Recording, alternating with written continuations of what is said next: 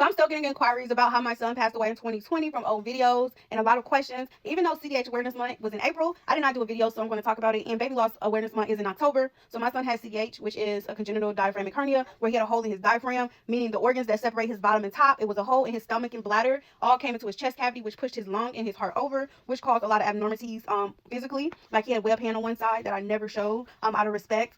And he had rocker feet due to the fact of this hernia that they assumed at first it was trisomy 18, but we did tests where they stuck a long needle in my stomach through his sac and took some of the liquid around him, and that was a procedure that needed to be done. Even though I could have ruptured and had a miscarriage, I still had to do that procedure, so I had God with me during that procedure. My son was born on July 20th, 2020. At that point, we were dealing with 4 hospitals, and we were airlifted from one state to another because that was the hospital that was going to do the surgery and be in charge. I did try to go to Atlanta, but when I called Atlanta due to the severity of his situation, a lot of doctors do not want baby loss on their record or on their hands, so they did decline me.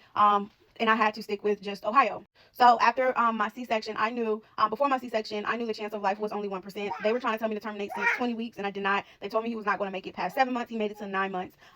He was going to need open heart surgery due to the fact it was getting pushed over. It didn't get to develop all the way, and he was going to need open heart surgery for the rest of his life. I don't know my friend thought back then on why I did not want to terminate, but I knew that I stuck with, I'm just going to let him fight as long as he can, and God is just going to be on my side, you know. And I remember doctors like literally yelling at me like, are you crazy? Are you crazy? Are you going to waste all these resources and you're going to have us do all of this for a 1% chance of life when you know the outcome and you're in denial? You know, I literally had doctors yelling at me. And I remember the day he was born, and I still got him baptized because when they tried to prep him for surgery, they did end up popping his lungs. Like they told me what happened if I tried to do this surgery. So when he was born, they tried to put the oxygen tube in to prep him for surgery, and it did pop his lung.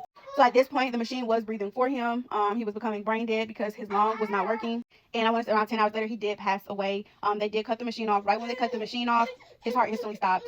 I want to say every doctor that I dealt with, every hospital, they all did call down there. The nurses was telling me like, you got so many nurses and doctors calling asking for updates, what's going on, you know. And I remember when I got pregnant in 2023, because I had him, in 2023 when I got pregnant again. Every doctor that I dealt with did reach out through my pregnancy process. They did reach out because I know they wanted to do a lot of different tests on him when they found out I was pregnant, because they was like, we're going to cut this early. So they did test for like trisomy 18. They did test for a lot of different things. Like they did do the little heart scan, the extensive one, just because my first son had a heart issue. He passed everything by the grace of God. But they did put me through the loops, and they did add a little bit extra stress through my process. But I remember going into one of the hospitals, and it was like, we remember you from 2020. We remember you. You know, you was the girl that was just not giving up. So I would say if you were somebody with CDH, even if the doctors are saying terminate, you know, you never know. You never know, but you always have to put God first. You got to put God first, and you got to let your baby fight. I will always say that. Let your baby fight to the end.